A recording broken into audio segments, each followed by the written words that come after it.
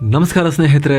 ಯಹೂದಿ, ಇಸ್ಲಾಂ ಮತ್ತು ಕ್ರಿಶ್ಚಿಯನ್ ಈ ಮೂರು ಸಮುದಾಯಗಳು ಒಂದೇ ಮೂಲವನ್ನು ಹೊಂದಿದ್ರೂ ಕೂಡ ಪರಸ್ಪರ ಬಡಿದಾಟ ಯಾಕೆ? ಈ ಧರ್ಮಗಳ ನಡುವೆ ಅಂಥ ವ್ಯತ್ಯಾಸ ಏನಿದೆ? ಇಸ್ರೇಲ್ ಇಷ್ಟೊಂದು ಅಗ್ರೆಸಿವ್ ಆಗಿ ಎಲ್ಲ ವಿಚಾರದಲ್ಲೂ ಎದುರುಗಡೆ ಇರೋನು ಹೊಡೆಯೋಕ್ಕೆ ಹಿಂಗೆ ಕೈ ಎತ್ತಕ್ಕಿಂತ ಮುಂಚೆ ಮೋಸ್ಟ್ಲಿ ಹಿಂಗೆ ಕೆರ್ಕೋಬೋದೇನೋ, ಆಮೇಲೆ ಬಟ್ ಹಿಂಗೆ ಕೈ ಎತ್ತಿದ್ರೆ ಹೊಡೆಯೋಕ್ಕೆ ಬರ್ತಿದ್ದಾರೆ ಅಂತ ಹೇಳಿ ಮುನ್ನುಗ್ಗಿ ಹಾರಿ ಅವ್ರಿಗೆ ಹೊಡೆದು ಅವ್ರನ್ನ ಮಲಗಿಸ್ಬಿಡೋಕೆ ನುಗ್ಗುತ್ತಲ್ಲ. ಇಷ್ಟೊಂದು ಅಗ್ರೆಷನ್ ಯಾಕೆ ಇಸ್ರೇಲ್ಗೆ? ಯಹೂದಿ ಮತ್ತು ಮುಸ್ಲಿಮರ ದ್ವೇಷಕ್ಕೆ ಏನು ಕಾರಣ? ಇವಾಗ ಬಹಳ ರಕ್ಷಿಸ್ತೀವಿ ಅಂತ ಹೇಳಿ ಪ್ರೊಟೆಕ್ಷನ್ ಕೊಡೋ ಥರ ಮಾಡೋ ಕ್ರೈಸ್ತರು ಕೂಡ ಒಂದು ಕಾಲದಲ್ಲಿ ಯಹೂದಿಗಳನ್ನು ಅತ್ಯಂತ ಕ್ರೂರವಾಗಿ ಹಿಂಸಿಸಿದ್ದು ಯಾಕೆ? ಎಲ್ಲವನ್ನ ಈ ವರದಿಯಲ್ಲಿ ನೋಡ್ತಾ ಹೋಗೋಣ. ಕಡೆ ತನಕ ಮಿಸ್ ಮಾಡಿದೆ ನೋಡಿ. ಮೂರು ಧರ್ಮಗಳ ಮೂಲ ಒಂದೇ. ಯಹೂದಿ, ಕ್ರಿಶ್ಚಿಯನ್, ಮುಸ್ಲಿಂ ಈ ಮೂರು ಧರ್ಮಗಳ ಬೇರು ಒಂದೇ. ಮೂರು ಧರ್ಮಗಳು ಆಡಮ್ ಭೂಮಿಯ ಮೊದಲ ಮನುಷ್ಯ ಅಂತ ನಂಬ್ತಾರೆ. ಯಹೂದಿಗಳು ತುಂಬಾ ನಂಬೋ ಪ್ರವಾದಿ ಮೋಸೆಸ್. ಅದೇ ರೀತಿ ಕ್ರಿಶ್ಚಿಯನ್ನರು ತುಂಬಾ ನಂಬೋ ಪ್ರವಾದಿ ಜೀಸಸ್. ಇಲ್ಲಿ ದೊಡ್ಡದೊಂದು ವರ್ಗ ಅವ್ರನ್ನ ದೇವರು ಅಂತಲೂ ಪೂಜಿಸ್ತಾರೆ. ಏನೋ ಮುಸ್ಲಿಮರು ಪ್ರವಾದಿ ಮಹಮ್ಮದ್ರನ್ನ ತಮ್ಮ ಪ್ರವಾದಿ ಅಂತ ನಂಬ್ತಾರೆ. ಆದರೆ ಮೂರು ಧರ್ಮಗಳು ನಂಬೋ ಪ್ರವಾದಿಗಳಿಗಿಂತ ಹಿರಿಯ ಪ್ರವಾದಿಗಳಾದ ಅಬ್ರಹಾಂಗೂ ಪ್ರಮುಖ ಸ್ಥಾನ ಇದೆ. ಕ್ರಿಸ್ತಪೂರ್ವ 3000ದಿಂದ 1000 ಇಸವಿ ನಡುವೆ ಯಹೂದಿ ಧರ್ಮದ ಆರಂಭ ಆಯಿತು. ಇವರು ಅಬ್ರಹಾಂರನ್ನ ಮೊದಲ ಯಹೂದಿ ಅಂತ ಕರೀತಾರೆ. ನಂತರದಲ್ಲಿ ಬಂದ ಮೋಸೆಸ್, ಮಾಲಕೈ ಇವರಲ್ಲಿ ಪ್ರಮುಖ ಪ್ರವಾದಿಗಳು. ಆದರೆ ಮಾಲಕೈ ಕೊನೆಯ ಪ್ರವಾದಿ. ಇವ್ರ ನಂತರ ಯಾವುದೇ ಪ್ರವಾದಿಗಳು ಬರೋದಿಲ್ಲ ಅನ್ನೋದು ಯಹೂದಿಗಳ ನಂಬಿಕೆ. ಒಂದು ವೇಳೆ ಯಾರಾದರೂ ಪ್ರವಾದಿಗಳು ಅಂತ ಕರ್ಕೊಂಡ್ರು ನಂಬಬಾರದು ಅನ್ನೋದು ಇವ್ರ ವಾದ. ಹೀಬ್ರೂ ಬೈಬಲ್ ಅಂದರೆ ತನಕ್ ಇವರ ಧಾರ್ಮಿಕ ಗ್ರಂಥ. ಅದರಲ್ಲಿ ಮೋಸೆಸ್ ಟೀಚಿಂಗ್ಸ್ ಅನ್ನ ತೋರಾ ಅಂತ ಕರೆಯಲಾಗುತ್ತೆ. ಜೀಸಸ್ ನಂತರ ಬದಲಾಯಿತು ಕವಲು. 1ನೇ ಶತಮಾನದಲ್ಲಿ ಜನಿಸಿದ ಜೀಸಸ್ ಕೂಡ ಒಬ್ರು ಪ್ರವಾದಿ. ಆದರೆ ದೊಡ್ಡದೊಂದು ವರ್ಗ ಇವ್ರನ್ನ ದೇವರು ಅಂತಲೂ ಪೂಜಿಸ್ತಾರೆ. ವಿಶೇಷ ಅಂದರೆ ಇವರು ಕೂಡ ಯಹೂದಿಗಳ ಕುಟುಂಬದಲ್ಲೇ ಜನಿಸಿದ್ದು. ಆದರೆ ಇವರನ್ನ ದೇವರ ಮಗ ಪ್ರವಾದಿ ಎಂದು ನಂಬಿದ ವರ್ಗ ಕ್ರಿಶ್ಚಿಯನ್ರು ಅಂತ ಸಪರೇಟ್ ಆಗ್ತಾರೆ. ಯಹೂದಿಗಳು ಯಾರನ್ನೆಲ್ಲ ಪ್ರವಾದಿಗಳು ಅಂತ ನಂಬ್ತಾರೋ ಅವರೆಲ್ಲರನ್ನ ಕ್ರೈಸ್ತರು ಕೂಡ ಪ್ರವಾದಿಗಳು ಅಂತ ನಂಬ್ತಾರೆ. ಅದೇ ರೀತಿ ಜೀಸಸ್ರನ್ನ ಕೂಡ ನಂಬ್ತಾರೆ. ತಮ್ಮದೇ ಬೈಬಲ್ ಹೊಂದಿದ್ದು ಮೋಸೆಸ್ ಬೋಧಿಸಿದ ಅಂಶಗಳು ಇದರಲ್ಲೂ ಇವೆ. ಕ್ರಿಸ್ತಶಕ 6ನೇ ಶತಮಾನದಲ್ಲಿ ಬಂದ ಅಬ್ರಹಾಮಿಕ್ ನಂಬಿಕೆಯ ಕೊನೆಯ ಪ್ರವಾದಿ ಮಹಮ್ಮದ್. ಇವ್ರನ್ನ ನಂಬಿದವರು ಮುಸ್ಲಿಮರಾದರು. ಆಡಮ್ರಿಂದ ಹಿಡಿದು ಮಹಮ್ಮದ್ರವರೆಗೆ ಎಲ್ಲ ಪ್ರವಾದಿಗಳನ್ನ ಮುಸ್ಲಿಮರೂ ನಂಬ್ತಾರೆ. ಆದರೆ ಜೀಸಸ್ರನ್ನ ದೇವರು ಅಂತ ನಂಬೋದಿಲ್ಲ. ಜೀಸಸ್ರನ್ನ ಮಸೀಹ ಅಂತ ಕರೆದು ಪ್ರವಾದಿಯಾಗಿ ನಂಬ್ತಾರೆ. ಜೊತೆಗೆ ಮಸೀಹ ಜಡ್ಜ್ಮೆಂಟ್ ಡೇ ಅಂದರೆ ಭೂಮಿ ಅಂತ್ಯದ ದಿನ ವಾಪಸ್ ಮತ್ತೆ ಭೂಮಿಗೆ ಬರ್ತಾರೆ ಅಂತ ನಂಬ್ತಾರೆ. ಯಹೂದಿಗಳ ಮೋಸೆಸ್ ಮೂಲಕ ಕಳುಹಿಸಿದ ಸಂದೇಶಗಳು ಹೀಬ್ರೂ ಬೈಬಲ್ನಲ್ಲಿದೆ, ತೋರಾ ಅಂತ ಕರೆಯಲಾಗುತ್ತೆ.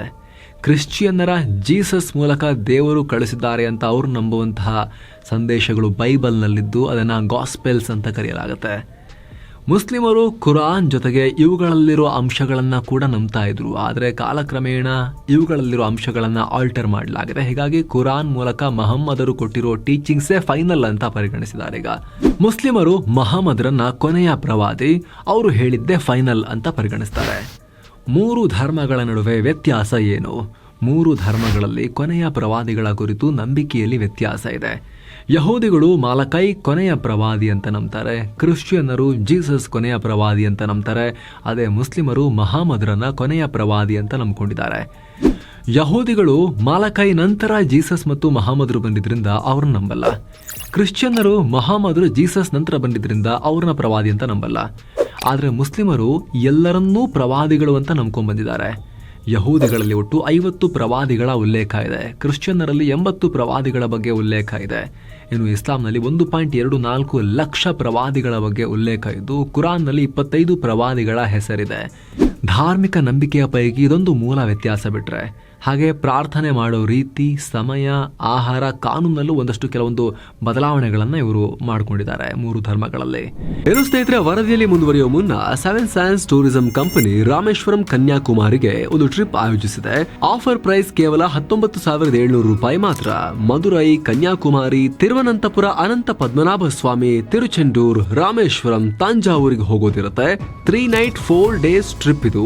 ಈ ಪ್ಯಾಕೇಜ್ ಅಲ್ಲಿ 2+2 AC ಬಸ್ ವ್ಯವಸ್ಥೆ, ಮತ್ತೆ 3 ಸ್ಟಾರ್ ಹೋಟೆಲ್ನಲ್ಲಿ ಸ್ಟೇ, ಆಲ್ ಮೀಲ್ಸ್, ದೇವರ ದರ್ಶನ, ಬೋಟಿಂಗ್ ಮತ್ತು auto charges, 24/7 Kannada tour manager ಸೌಲಭ್ಯ ಹಾಗೂ ಹಿರಿಯ ನಾಗರಿಕರಿಗೆ ವಿಶೇಷ ಕೇರ್ ಇರುತ್ತೆ. ಹೊರಡೋ ದಿನ ಜುಲೈ 5, 2025. ಕೆಲವೇ ಸೀಟುಗಳು ಲಭ್ಯ. ಆಸಕ್ತರು ಈ ನಂಬರ್ಗೆ ಕಾಲ್ ಮಾಡಿ ನಿಮ್ಮ ಸೀಟನ್ನ ಕೂಡ ಬುಕ್ ಮಾಡಿ.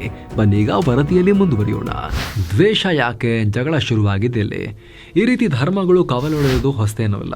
ಭಾರತದಲ್ಲಿ ಹಿಂದೂ ಧರ್ಮ ಇತ್ತು, ನಂತರದಲ್ಲಿ ಅದರಿಂದಲೇ ಕವಲೊಡೆದು ಬೌದ್ಧ, ಸಿಖ್, ಜೈನ ಧರ್ಮಗಳು ಹುಟ್ಕೊಂಡ್ವು. ಇಲ್ಲಿನ ರಾಜರುಗಳು ಅವುಗಳಿಗೆ ಬಹಳ ಖುಷಿಯಿಂದ ಇದು ಕೊಟ್ಟು ಸಪೋರ್ಟ್ ಮಾಡಿ, ಇರಲಿ ಚೆನ್ನಾಗಿರಲಿ ಅಂಥೇಳಿ ಅವರು ಕೂಡ ಗ್ರೋ ಆಗೋ ರೀತಿಯಲ್ಲಿ ಸಪೋರ್ಟ್ ಮಾಡಿದ್ರು. ಆದರೆ ಮಧ್ಯದಲ್ಲಿ ಕೆಲವೊಂದಷ್ಟು ನಿಮಗೆ ಉದಾಹರಣೆಗಳು ಸಿಗುತ್ತೆ, ದಾಳಿಯಾಗಿರೋದೆಲ್ಲ ಸಿಗುತ್ತೆ. ಆದರೆ in general as A society ಹೊಸ ಧರ್ಮ ಹುಟ್ಟಿದಾಗ ಪ್ರಿಡಾಮಿನೆಂಟ್ ಆಗಿದ್ದ ಹಿಂದೂ ಧರ್ಮ ಅಥವಾ ಹಿಂದೂ ಸಂಸ್ಕೃತಿ ಮತ್ತು ರಾಜರುಗಳು ಪೂರ್ಣವಾಗಿ ಹತ್ತಿಕ್ಬೇಕು ಅಂತ ಎಲ್ಲರೂ ಯೂನಿಫಾರ್ಮ್ ಆಗಿ ಪ್ರಯತ್ನ ಪಡಲಿಲ್ಲ, ಬೆಳೆಯೋಕೆ ಬಿಟ್ರು. ಹೀಗಿರುವಾಗ ಯಹೂದಿಗಳು, ಮುಸ್ಲಿಮರು ಮತ್ತು ಕ್ರೈಸ್ತರಲ್ಲಿ ಈ ನಡುವೆ ಯಾಕೆ ದ್ವೇಷ ಇತ್ತು, ಇವಾಗಲೂ ಇದೆ ಮುಸ್ಲಿಮರು ಮತ್ತು ಯಹೂದಿಗಳ ನಡುವೆ ಅನ್ನೋ ಪ್ರಶ್ನೆ ಮೂಡುತ್ತೆ. ಅದಕ್ಕೆ ಉತ್ತರ ಹುಡುಕ್ತಾ ಹೊರಟಾಗ ಸುಮಾರಷ್ಟು ವಿಚಾರ ಹೊರಗೆ ಬರುತ್ತೆ. ಹೀಬ್ರೂ ಬೈಬಲ್ನಲ್ಲಿ ಜೆರುಸಲಂನಲ್ಲಿರೋ ಟೆಂಪಲ್ ಮೌಂಟ್ ಅನ್ನ ಫಸ್ಟ್ ಟೆಂಪಲ್ ಅಂತ ಕರೆಯಲಾಗುತ್ತೆ. ಕ್ರಿಸ್ತ ಶಕ 30ನೇ ಇಸವಿಯಲ್ಲಿ ಜೆರುಸಲಂನ ಗೋಲ್ಗೊತಾ ಜಾಗದಲ್ಲಿ ಯೇಸು ಕ್ರಿಸ್ತರನ್ನ ಗಲ್ಲಿಗೇರಿಸಲಾಗಿತ್ತು. ಈ ಜಾಗದಲ್ಲಿ ಈಗ ಹೋಲಿ ಸೆಪಲ್ಖಾ ಅನ್ನೋ ಚರ್ಚ್ ಇದೆ. ಹೀಗಾಗಿ ಕ್ರೈಸ್ತರಿಗೂ ಜೆರುಸಲೇಂ ತುಂಬಾ ಮುಖ್ಯ. ಇನ್ನು ಮುಸ್ಲಿಮರ ಪ್ರಕಾರ ಇದು ಮಹಮ್ಮದ್ರು ಭೂಮಿ ಮೇಲೆ ಭೇಟಿ ಕೊಟ್ಟ ಕೊನೆಯ ಜಾಗ. ಅವರು ಈ ಜಾಗಕ್ಕೆ ಬುರಾಕ್ ಅನ್ನೋ ಜೀವಿಯ ನೆರವಿನೊಂದಿಗೆ ರಾತ್ರೋರಾತ್ರಿ ವಿಸಿಟ್ ಮಾಡಿದ್ರು ಅನ್ನೋ ನಂಬಿಕೆ ಇಟ್ಕೊಂಡಿದ್ದಾರೆ ಮುಸ್ಲಿಮರು. ಹೀಗಾಗಿ ಜೆರುಸಲೇಂ ನಮಗೂ ಪವಿತ್ರ ಜಾಗ ಅಂತ ಹೇಳ್ತಾರೆ. ಇಲ್ಲಿ ಡೋಮ್ ಆಫ್ ದಿ ರಾಕ್ ಮತ್ತು ಅಲ್ ಅಕ್ಸಾ ಮಸೀದಿ ಇದೆ. ಇದು ಮುಸ್ಲಿಮರಿಗೆ ಮಕ್ಕಾ ಮದೀನಾ ಬಳಿಕ 3ನೇ ಅತ್ಯಂತ ಪವಿತ್ರ ಸ್ಥಳ. ಆದರೆ ಈಗ ಈ ಮಸೀದಿ ಮತ್ತು ಡೋಮ್ ಆಫ್ ದಿ ರಾಕ್ ಇರೋದು ಟೆಂಪಲ್ ಮೌಂಟ್ ಜಾಗದಲ್ಲಿ. ಇದು ಮುಸ್ಲಿಮರು ಮತ್ತು ಯಹೂದಿಗಳ ಜಗಳಕ್ಕೆ ಪ್ರಮುಖ ಕಾರಣ ಆಗಿದೆ. ಇತಿಹಾಸದಲ್ಲಿ ನಡೆದಿದ್ದಾದ್ರೂ ಏನು? ಕಿಂಗ್ ಸೊಲೊಮನ್ ಕ್ರಿಸ್ತಪೂರ್ವ 950ರಲ್ಲಿ ಟೆಂಪಲ್ ಮೌಂಟ್ನಲ್ಲಿ ಮಂದಿರ ನಿರ್ಮಿಸಿದ್ರು. ಯಹೂದಿಗಳಿಗೆ ಇದು ಫಸ್ಟ್ ಟೆಂಪಲ್ ಆಗಿತ್ತು, ಅಲ್ಲೇ ಪ್ರಾರ್ಥನೆ ಮಾಡ್ತಾ ಇದ್ರು. ಆದರೆ ಬ್ಯಾಬಿಲೋನಿಯನ್ನರು ಕ್ರಿಸ್ತಪೂರ್ವ 6ನೇ ಶತಮಾನದಲ್ಲೇ ಜೆರುಸಲೇಂ ವಶಕ್ಕೆ ಪಡೆದಾಗ ಮಂದಿರವನ್ನು ನಾಶ ಮಾಡಿದ್ರು. ಬ್ಯಾಬಿಲೋನಿಯನ್ನರ ಆಳ್ವಿಕೆ ಅಂತ್ಯಗೊಂಡ ಬಳಿಕ ಅದೇ ಜಾಗದಲ್ಲಿ ಯಹೂದಿಗಳ ಸೆಕೆಂಡ್ ಟೆಂಪಲ್ ನಿರ್ಮಾಣ ಆಯಿತು. ಆದರೆ ಕ್ರಿಸ್ತ ಶಕ 70ರಲ್ಲಿ ರೋಮನ್ನರು ಜೆರುಸಲೇಂ ವಶಕ್ಕೆ ಪಡೆದಾಗ ಮತ್ತೆ ಸೆಕೆಂಡ್ ಟೆಂಪಲ್ ಅನ್ನು ಕೂಡ ಧ್ವಂಸಗೊಳಿಸಿದ್ರು. ಆದರೆ ಮಂದಿರದ ಗೋಡೆಯಾಗಿದ್ದ ವೆಸ್ಟರ್ನ್ ವಾಲ್ ಒಂದನ್ನು ಉಳಿಸಿದ್ರು. ಅಲ್ಲಿಂದ ನಂತರ ಯಹೂದಿಗಳು ಆ ಗೋಡೆಗೆ ಪ್ರಾರ್ಥನೆ ಮಾಡ್ಕೊಂಡು ಬಂದಿದ್ರು. ಕಾಲ ಕಳೆದಂತೆ ಈ ಪ್ರದೇಶ ಮುಸ್ಲಿಮರ ಆಳ್ವಿಕೆಗೆ ಒಳಪಡ್ತು. ಖಲೀಫರ ಯುಗದಲ್ಲಿ ಅಂದರೆ ಕ್ರಿಸ್ತ ಶಕ 691ರಲ್ಲಿ ಡೋಮ್ ಆಫ್ ದಿ ರಾಕ್ ಮತ್ತು 715ರಲ್ಲಿ ಅಲ್ ಅಕ್ಸಾ ಮಸೀದಿ ನಿರ್ಮಾಣ ಮಾಡಲಾಯಿತು. ಈಗ ಡೋಮ್ ಆಫ್ ದಿ ರಾಕ್ ಇರೋ ಜಾಗ ಯಹೂದಿಗಳ ಪವಿತ್ರ ಸ್ಥಳ. ಹೀಗಾಗಿ ಅದು ನಮ್ಮದು, ಅಲ್ಲಿ ಪ್ರಾರ್ಥನೆಗೆ ನಮಗೆ ಅವಕಾಶ ಕೊಡಬೇಕು ಅನ್ನೋದು ಯಹೂದಿಗಳ ವಾದ. ಅದೇ ಇದನ್ನು ಮುಸ್ಲಿಮರು ಒಪ್ಪೋದಿಲ್ಲ, ಅದು ನಮ್ಮದು ಅಂತಾರೆ. 1967ರಲ್ಲಿ ಟೆಂಪಲ್ ಮೌಂಟ್ ಅಂದರೆ ಅಲ್ ಅಕ್ಸಾ ಕಾಂಪೌಂಡ್ನಲ್ಲಿ ಮುಸ್ಲಿಮರು ಮಾತ್ರ ಪ್ರಾರ್ಥನೆ ಸಲ್ಲಿಸಬೇಕು, ಅದೇ ರೀತಿ ಯಹೂದಿಗಳು ವೆಸ್ಟರ್ನ್ ವಾಲ್ನಲ್ಲಿ ಪ್ರಾರ್ಥನೆ ಮಾಡಬೇಕು ಅಂತ ನಿರ್ಧಾರ ಮಾಡಲಾಯಿತು. ಇದು ಎರಡೂ ಗುಂಪಿಗೂ ಓಕೆ ಆಗಲಿಲ್ಲ. ಹೀಗಾಗಿ ಯಹೂದಿಗಳು ನಮಗೆ ಟೆಂಪಲ್ ಮೌಂಟ್ ಜಾಗದಲ್ಲೇ ಪ್ರಾರ್ಥನೆಗೆ ಅವಕಾಶ ಕೊಡಬೇಕು ಅಂತ ಒತ್ತಾಯಿಸ್ತಿದ್ದಾರೆ. ಆದರೆ ಮುಸ್ಲಿಮರು ಯಹೂದಿಗಳು ಜೆರುಸಲಮನ್ನೇ ಬಿಟ್ಟು ಹೋಗಬೇಕು ಅನ್ನೋ ನಿಲುವನ್ನು ಹೊಂದಿದ್ದಾರೆ. ಇದರಿಂದ ಈ ಭಿನ್ನಾಭಿಪ್ರಾಯ, ಜಗಳ ದಿನೇ ದಿನೇ ಜಾಸ್ತಿನೇ ಆಗ್ತಾ ಇದೆ. ಯಹೂದಿಗಳ ವಿರೋಧಿಗಳಾಗಿದ್ದರೂ ಕ್ರಿಶ್ಚಿಯನ್ನರು ಕೂಡ ಮುಸ್ಲಿಮರಿಗೆ ಯಹೂದಿಗಳೊಂದಿಗೆ ಶತ್ರುತ್ವ ಯಾಕಂತ ನಿಮಗೆ ಗೊತ್ತಾಯಿತು. ಆದರೆ ಇತಿಹಾಸದಲ್ಲಿ ಯಹೂದಿಗಳು ಕ್ರಿಶ್ಚಿಯನ್ನರ ದ್ವೇಷವನ್ನು ಕೂಡ ಫೇಸ್ ಮಾಡಿದ್ದಾರೆ. ರೋಮನ್ ಗವರ್ನರ್ ಪವನಷಿಯಸ್ ಪೈಲಟ್ ಆದೇಶದ ಮೇರೆಗೆ ರೋಮನ್ ಸೋಲ್ಜರ್ ಜೀಸಸ್ರನ್ನ ಶಿಲುಬೆಗೇರಿಸಿದ್ದು. ಆದರೆ ಇದರ ಹಿಂದೆ ಯಹೂದಿ ಧರ್ಮಗುರುಗಳ ಕೈವಾಡ ಇತ್ತು ಅನ್ನೋದು ಕ್ರಿಶ್ಚಿಯನ್ನರ ಆರೋಪ. ಹೀಗಾಗಿ ದೇವರನ್ನೇ ಹತ್ಯೆ ಮಾಡಿದವರು ಅನ್ನೋ ಕಾರಣವನ್ನು ಕೊಟ್ಟು ಯಹೂದಿಗಳ ವಿರುದ್ಧ ಕ್ರೈಸ್ತರು ದೊಡ್ಡ ಮಟ್ಟದಲ್ಲಿ ಹಿಂಸಾತ್ಮಕ ಕೃತ್ಯಗಳನ್ನು ಈ ಹಿಂದೆ ಇತಿಹಾಸದಲ್ಲಿ ನಡೆಸಿದ್ದಾರೆ. ಏನೇ ಕೆಟ್ಟದ್ದಾದರೂ ಯಹೂದಿಗಳನ್ನೇ ದೂರ್ತಾ ಇದ್ರು ಒಂದು ಕಾಲದಲ್ಲಿ. ರಷ್ಯಾ, ಪೋಲೆಂಡ್ ಸೇರಿದಂತೆ ಯುರೋಪ್ನಾದ್ಯಂತ ಹಲವು ಕಡೆ ಯಹೂದಿಗಳ ಮಾರಣ ಹೋಮ ನಡೀತು. ಜರ್ಮನಿಲಿ ಹಿಟ್ಲರ್ ಮಾಡಿದ್ದಂತೂ ನಿಮಗೆಲ್ಲ ಗೊತ್ತೇ ಇದೆ.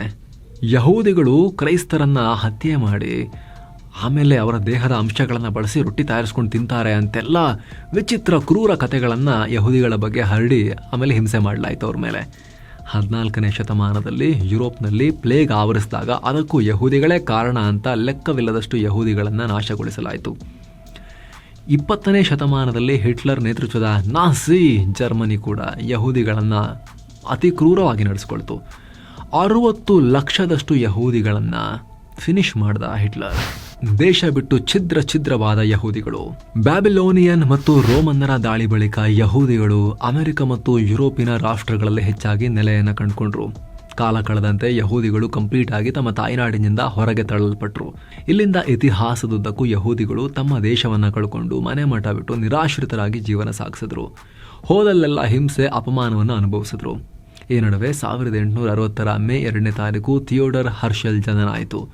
ವಿಯೆನ್ನಾದಲ್ಲಿ ಹುಟ್ಟಿದ ಈತ ತಮ್ಮ ಸಮುದಾಯದ ವಿರುದ್ಧದ ತಾತ್ಸರ ಭಾವನೆಯಿಂದಾಗಿ ಫ್ರಾನ್ಸಿಗೆ ಬಂದರು.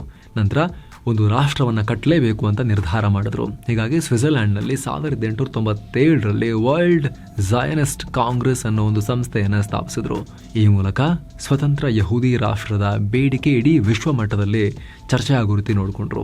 ಆದರೆ 1904ರಲ್ಲಿ ಥಿಯೋಡರ್ ಹರ್ಷೆಲ್ ಪ್ರಾಣ ಬಿಟ್ರು. ಅಷ್ಟರಲ್ಲಾಗಲೇ ಇಸ್ರೇಲ್ ಇದ್ದ ಜಾಗದಲ್ಲಿ ಪ್ಯಾಲೆಸ್ತೈನ್ ಸಾಮ್ರಾಜ್ಯ ಸ್ಥಾಪನೆಯಾಗಿತ್ತು. ಹೀಗಾಗಿ ಹಂತ ಹಂತವಾಗಿ ವಿಶ್ವದ ಮೂಲೆ ಮೂಲೆಗಳಿಂದ ಯಹೂದಿಗಳು ಬಂದು ಬ್ರಿಟಿಷರ ವಸಾಹತು ಆಗಿದ್ದ ಪ್ಯಾಲೆಸ್ತೈನಲ್ಲಿ ಮತ್ತೆ ಸೆಟಲ್ ಆಗೋಕೆ ಶುರು ಮಾಡಿದ್ರು. ಹೀಗೆ ದೊಡ್ಡ ಪ್ರಮಾಣದಲ್ಲಿ ಭೂಮಿ ಖರೀದಿಸಿ ತಮ್ಮ ಪ್ರಭಾವವನ್ನು ಬೆಳೆಸ್ಕೊಂಡ್ರು. ಈ ನಡುವೆ ಜರ್ಮನಿಯಲ್ಲಿ ಹಿಟ್ಲರ್ ಮಾರಣ ಹೋಮದಿಂದ 2ನೇ ವಿಶ್ವ ಯುದ್ಧ ಮುಗಿಯೋ ವೇಳೆಗೆ ಯಹೂದಿಗಳು ಇಡೀ ವಿಶ್ವದ ಸಿಂಪತಿಯನ್ನು ಗಿಟ್ಟಿಸಿಕೊಂಡಿದ್ರು. ಕ್ರೈಸ್ತರಲ್ಲಿ ಯಹೂದಿಗಳ ಬಗೆಗಿನ ಶತಮಾನಗಳ ದ್ವೇಷ ಕರಗೋಯಿತು. ಕ್ರೈಸ್ತರು ಯಹೂದಿಗಳು ಒಂದಾದ್ರು ಆಗ. ಹೀಗಾಗಿ 1948ರಲ್ಲಿ ವಿಶ್ವಸಂಸ್ಥೆ ಯಹೂದಿಗಳ ಹಲವಾರು ವರ್ಷಗಳ ಬೇಡಿಕೆಗೆ ಗ್ರೀನ್ ಸಿಗ್ನಲ್ ಕೊಡ್ತು. ಯಹೂದಿಗಳ ಮೂಲ ಜಾಗವಾಗಿದ್ದ ಪ್ಯಾಲೆಸ್ತೈನನ್ನು 2 ತುಂಡು ಮಾಡಿ ಒಂದನ್ನು ಯಹೂದಿಗಳಿಗೆ ಮತ್ತೊಂದನ್ನು ಮುಸ್ಲಿಮರಿಗೆ ಕೊಡೋದು ಈ ಪ್ಲಾನ್ ಆಗಿತ್ತು. ಜೆರುಸಲೆಮನ್ನು ಅಂತಾರಾಷ್ಟ್ರೀಯ ವಿವಾದಿತ ಪ್ರದೇಶವನ್ನಾಗಿ ಇಡೋಕೆ ನಿರ್ಧಾರ ಮಾಡಲಾಯಿತು. ಹೀಗೆ ಇಸ್ರೇಲ್ ದೇಶದ ಉಗಮ ಆಯಿತು. ಇಸ್ರೇಲ್ ದೇಶಕ್ಕೆ ಮೊದಲಿಗೆ ಅಮೆರಿಕ ಮಾನ್ಯತೆ ಕೊಟ್ಟರೆ 1948ರಲ್ಲಿ ಭಾರತವು ಮಾನ್ಯತೆ ಕೊಡ್ತು. ದೇಶ ಹುಟ್ಟಿದ ಮರುದಿನವೇ ಯುದ್ಧ ಶುರುವಾಯ್ತಾದರೂ ಕೂಡ ಇಸ್ರೇಲ್ ಅದನ್ನು ಫೈಟ್ ಮಾಡ್ತಾನೆ ಹೋಯಿತು. ಪ್ರತಿಯೊಂದು ಯುದ್ಧಗಳಲ್ಲೂ ಅರಬ್ ರಾಷ್ಟ್ರಗಳ ಒಕ್ಕೂಟದ ವಿರುದ್ಧ ಫೈಟ್ ಮಾಡಿ ಯುದ್ಧಗಳಲ್ಲಿ ಗೆಲ್ತಾನೆ ಬಂತು. ಪ್ಯಾಲೆಸ್ತೈನ್ನ ಬಹುದೊಡ್ಡ ಭಾಗವನ್ನು ಕೂಡ ಕರಗಿಸಿ ಇಸ್ರೇಲ್ ತನ್ನ ಮ್ಯಾಪನ್ನು ದೊಡ್ಡ ಮಾಡ್ಕೊಳ್ತಾ ಬಂದಿದೆ. ಹೀಗಾಗಿ ಇಸ್ರೇಲ್ ನಿಮಗೆ ಯಾವಾಗಲೂ ಯುದ್ಧದಲ್ಲಿ ಬ್ಯುಸಿಯಾಗಿರೋದು ಯಾಕೆ ಅಂತ ನಿಮಗೊಂದು ಐಡಿಯಾ ಸಿಕ್ಕಿರ್ಬೋದು. ಈಗ ಸುತ್ತಲೂ ಶತ್ರುಗಳನ್ನೇ ಹೊಂದಿದ್ದಾರೆ. Egypt, Jordan, Syria, Lebanon, Iran ಇವುಗಳೆಲ್ಲದರೊಂದಿಗೆ ಯುದ್ಧ ಮಾಡಿದ್ದಾರೆ ಆಲ್ರೆಡಿ. ಈಗ ಈಜಿಪ್ಟ್ ಮತ್ತು ಜೋರ್ಡಾನ್ ಜೊತೆಗೆ ಪರವಾಗಿಲ್ಲ ಅನ್ನೋ ಸಂಬಂಧವನ್ನು ಇಟ್ಕೊಂಡಿದ್ದಾರೆ. ಜೋರ್ಡಾನ್ ಈಗ ಆಲ್ಮೋಸ್ಟ್ ಫ್ರೆಂಡ್ ತರ ಆಗಿ ಹೋಗಿದೆ ಒಂದು ಮಟ್ಟಿಗೆ. ಆದ್ರೆ ಇರಾನ್ ನಿಂದ ದೊಡ್ಡ ಥ್ರೆಟ್ ಇವತ್ತಿಗೂ ಅವ್ರಿಗಿದ್ದೇ ಇದೆ. ಪಾಕಿಸ್ತಾನ ಅಂತೂ ಪಾಸ್ಪೋರ್ಟ್ ಮೇಲೆ ಪ್ರಿಂಟ್ ಮಾಡುತ್ತೆ, ಇಸ್ರೇಲಿಗೆ ಅನ್ವಯ ಆಗಲ್ಲ ಈ ಪಾಸ್ಪೋರ್ಟ್ ಅಂತ. ಯಾಕಂದ್ರೆ ಇಸ್ರೇಲ್ ಅನ್ನೋ ಒಂದು ರಾಷ್ಟ್ರ ಅಂತ ಅವರು ಕನ್ಸಿಡರೇ ಮಾಡಲ್ಲ, ಪಾಕಿಸ್ತಾನವೂ ಕೂಡ. ಇದೇ ಕಾರಣಕ್ಕೆ ಇಸ್ರೇಲ್ ಪ್ರಿಯಂಪ್ಟಿವ್ ಸ್ಟ್ರೈಕ್ ಅನ್ನೋ ಡಾಕ್ಟ್ರಿನ್ ಅನ್ನ ಸಿದ್ಧಾಂತವನ್ನ ಪಾಲಿಸ್ಕೊಂಡ್ ಬಂದಿದೆ. ಬೇರೆಯವರು ದಾಳಿ ಮಾಡೋ ತನಕ ಕಾಯಲ್ಲ. ಆರಂಭದಲ್ಲೇ ಹೇಳಿದ ಹಾಗೆ ಕೆಲವೊಂದ್ಸಲಿ ಹಿಂಗೆ ಕೈ ಎತ್ತಿದ್ರೆ ಹೊಡೆಯೋಕೆ ಕೈ ಎತ್ತುತ್ತಾ ಇದ್ದಾನೆ, ತುರ್ಸೋಕೋ ತಲೆ ಹಿಂಗನ್ನಕ್ಕೋ ಅಂತ ಯೋಚನೆ ಮಾಡೋದಿಲ್ಲ. ಹೊಡೆಯೋಕೆ ಕೈ ಎತ್ತುತ್ತಾ ಇದ್ದಾನೆ, ಕೈ ಮುರಿಬೇಕು ಫಸ್ಟಿಗೆ ಅಂತೇಳಿ ಹಾರಿಬಿಡ್ತಾರೆ, ಹೋಗಿ ಫಸ್ಟಿಗೆ ಅಟ್ಯಾಕ್ ಮಾಡಿಬಿಡ್ತಾರೆ. ಹಾಗಂತ ಮೂರ್ಖತನದಿಂದ ಸುಮ್ಮನೆ ದಾಳಿ ಮಾಡ್ತಾರೆ ಅಂತೆಲ್ಲ ಭಯಾನಕವಾದ ಇಂಟೆಲಿಜೆನ್ಸ್ ನೆಟ್ವರ್ಕನ್ನು ಸ್ಥಾಪನೆ ಮಾಡ್ಕೊಂಡಿದ್ದಾರೆ. ವಿಶೇಷವಾಗಿ ತಮ್ಮ ಶತ್ರು ರಾಷ್ಟ್ರಗಳಲ್ಲಿ ಭಯಾನಕ ಇಂಟೆಲಿಜೆನ್ಸ್ ಮೊಸಾದ್ ಯಾವ ಲೆವೆಲ್ಗೆ ಅಂದರೆ ಇರಾನ್ ರಾಜಧಾನಿ ತೆಹರಾನಲ್ಲೇ ಅವರು ಮನ್ಸಿಗೆ ಬಂದ ಹಾಗೆ ಬೇಕಾದವ್ರನ್ನ ಟಾರ್ಗೆಟ್ ಮಾಡಿ ಫಿನಿಶ್ ಮಾಡ್ತಾ ಇದ್ದಾರೆ. ಈ ಹಮಸ್ನ ಚೀಫನ್ನು ಕೂಡ ಅಲ್ಲೇ ಹೊಡೆದಿತ್ತು ಅವರು. ಇರಾನ್ ರಾಜಧಾನಿ ತೆಹರಾನ್ನಲ್ಲಿದ್ದಾಗ ಹೊಡೆದಿತ್ತು, ಅಲ್ಲೇ ಒಳಗಡೆಯಿಂದನೇ ತಮ್ಮ ಸ್ಪೈ ನೆಟ್ವರ್ಕ್ ಮೂಲಕ ಹೊಡೆದಿರೋದು. ಈಗ ಲೇಟೆಸ್ಟ್ ಆಪರೇಷನ್ ರೈಸಿಂಗ್ ಲಯನ್ನಲ್ಲೂ ಕೂಡ ಇರಾನ್ ರಾಜಧಾನಿ ಒಳಗಡೆ ಡ್ರೋನ್ ಬೇಸ್ನ ನಿರ್ಮಾಣ ಮಾಡ್ಕೊಂಡಿದ್ರು. ಅಲ್ಲಿಂದ ಡ್ರೋನ್ ಆಪರೇಟ್ ಮಾಡಿ ಎಲ್ಲ 10 ಅಣುವಿಜ್ಞಾನಿಗಳನ್ನ ಹೊಡೆದು ಹಾಕಿದ್ದಾರೆ. ಸೊ ಶತ್ರು ಕೈ ಎತ್ತುತ್ತಾ ಇದ್ದಾನೆ ಅಂದ್ರೆ ಯಾಕೆ ಎತ್ತುತ್ತಾ ಇದ್ದಾನೆ ಅಂತ ಹೇಳಿ ಮುಂಚೆನೇ ಇಂಟೆಲಿಜೆನ್ಸ್ ಮಾಹಿತಿಯನ್ನು ಕಲೆ ಹಾಕೊಂಡು ಅಟ್ಯಾಕ್ ಮಾಡಿಬಿಡ್ತಾರೆ. ಇರಾನ್ನ ಪ್ರಾಕ್ಸಿಗಳನ್ನಂತೂ ಕಳೆದ 1 ವರ್ಷದಲ್ಲಿ ಒಂದು ಕಡೆಯಿಂದ ಫಿನಿಶ್ ಮಾಡ್ತಾ ಬಂದಿದ್ದಾರೆ. ಗಾಜಾದಲ್ಲಿ ಹಮಾಸ್ ಅವರಿಗೆ ಸಪೋರ್ಟ್ ಮಾಡ್ತಿತ್ತು ಇರಾನ್. ಹಮಾಸ್ ಅನ್ನ ಆಲ್ಮೋಸ್ಟ್ ಪುಡಿಗಟ್ಟಿಯಾಗಿದೆ, ಟಾಪ್ ಲೀಡರ್ಶಿಪ್ ಎಲ್ಲ ಫಿನಿಶ್ ಮಾಡಿದೆ. ಈಗ ಲೆಬನಾನ್ ಅಲ್ಲಿಂದ ಹಿಜ್ಬುಲ್ಲಾಗಳನ್ನ ಎತ್ತುಕಡ್ತಾ ಇತ್ತು ಇರಾನ್. ಹಿಜ್ಬುಲ್ಲಾಗಳ ಲೀಡರ್ಶಿಪ್ ಸೇರಿದಂತೆ ಬಹುತೇಕ ಶಕ್ತಿಯನ್ನ ಪುಡಿಗಟ್ಟಿ ಆಗಿದೆ ಲಾಸ್ಟ್ 1 ಇಯರ್ನಲ್ಲಿ ಇಸ್ರೇಲ್. ಸೊ ಇಸ್ರೇಲ್ನ ಪಾಯಿಂಟ್ ಇಷ್ಟೇ, ಶತಮಾನಗಳ ಕಾಲ ಅನುಭವಿಸಿದೀವಿ ನಾವು, ನಮ್ಮ ದೇಶವನ್ನೇ ಕಳ್ಕೊಂಡು ಅಬ್ಬೆಪಾರಿಗಳಾಗಿ ದೇಶ ಸುತ್ತಾಡಿದ್ದೀವಿ, ಹೇಗೋ ಮಾಡಿ ಗಳಿಸ್ಕೊಂಡಿದ್ದೀವಿ. ಪುಟಾಣಿ ರಾಷ್ಟ್ರ. ಇದನ್ನು ಉಳಿಸ್ಕೊಂಡಿಲ್ಲ ಅಂದರೆ ನಮಗೆ ಉಳಿಗಾಲನೇ ಇಲ್ಲ.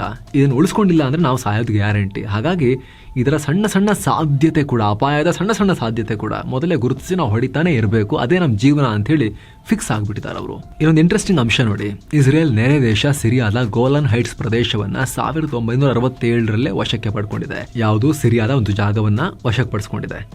ಆದರೆ ಈಗ ಅದರ ಆಚೆಗೂ ಸ್ಟ್ರೈಕ್ಗಳನ್ನು ಮಾಡ್ತಾ ಇದ್ದಾರೆ. ಅಲ್ರಿ, ಗೋಲ್ಡನ್ ಹೈಟ್ಸ್ ವಶಪಡಿಸ್ಕೊಂಡ್ರಿ, ಅದ್ರ ಆಚೆಗೂ ಮತ್ತೆ ಯಾಕೆ ಸ್ಟ್ರೈಕ್ ಮಾಡ್ತಾ ಇದ್ದೀರಿ ಕೇಳಿದ್ರೆ, ಅಲ್ಲಿ ಬಫರ್ ಝೋನ್ ಕ್ರಿಯೇಟ್ ಮಾಡಬೇಕು, ಅದಕ್ಕೆ ಸ್ಟ್ರೈಕ್ ಮಾಡ್ತಿದ್ದೀವಿ ಅಂತ ಹೇಳ್ತಾ ಇದ್ದಾರೆ. ಬಫರ್ ಝೋನ್ ಬಾರ್ಡ್ರಲ್ಲಿ ಕ್ರಿಯೇಟ್ ಮಾಡ್ತಾರೆ ಸಾಮಾನ್ಯವಾಗಿ, ನೀವು ಬರಂಗಿಲ್ಲ ನಾವು ಬರಂಗಿಲ್ಲ, ಇದು ಬಫರ್ ಝೋನ್ ಅಂತೇಳಿ.